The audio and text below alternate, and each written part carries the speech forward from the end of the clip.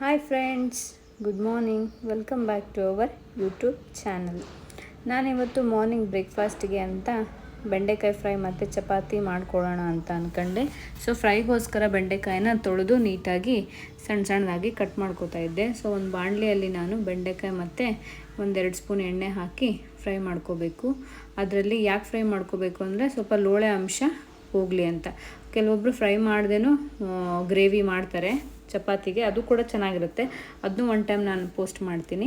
Fry ಮಾಡ್ಕೊಂಡಾದಮೇಲೆ ಅದೇ ಬಾಣಲಿಗೆ ನಾವೇನು ಮಾಡಬೇಕು, ಫ್ರೈ ಮಾಡ್ಕೊಂಡಿದ್ದ ತೆಗೆದು ಎಣ್ಣೆ ಹಾಕಿ ಸ್ವಲ್ಪ ಒಗ್ಗರಣೆಗೆ ಜೀರಿಗೆ, ಸಾಸಿವೆ, ನಾನು ಸ್ವಲ್ಪ ಕಡಲೆಬೇಳೆ ಹಾಕ್ತೀನಿ. ಕಡಲೆಬೇಳೆ, ಕರಿಬೇವು ಮತ್ತು ಈರುಳ್ಳಿನ ಹಾಕ್ಕೊಂಡು ಫ್ರೈ ಮಾಡಿದೆ.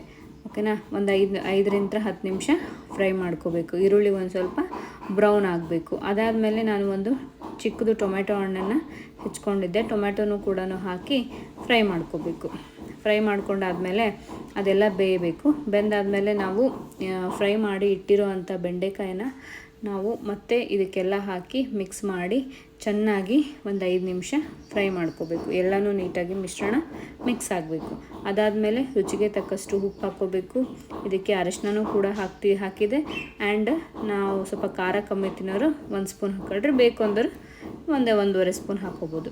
ಸೊ ನಮ್ಮ ಖಾರ ಕಮ್ಮಿನೇ ಇರಲಿ ಅಂತ 1 ಸ್ಪೂನ್ ಹಾಕ್ಕೊಂಡು ಚೆನ್ನಾಗಿ ಮಿಕ್ಸ್ ಮಾಡಿಕೊಂಡೆ.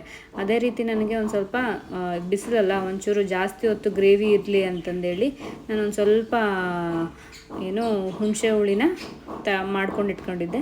ಸೊ ಅದನ್ನು ಹಾಕಿ ನಾನು ಕಲಸಿದೆ. ಆ್ಯಂಡ್ ಲಾಸ್ಟಿಗೆ ಒಂದು ಸ್ವಲ್ಪ ಕೊಬ್ಬರಿ ಕೂಡ ಆ್ಯಡ್ ಮಾಡಿದೆ. ಸೊ ಚಪಾತಿಗೆ ಈ ಗ್ರೇವಿ ತಿನ್ನೋಕ್ಕೆ ತುಂಬ ಚೆನ್ನಾಗಿರುತ್ತೆ. ಓಕೆ.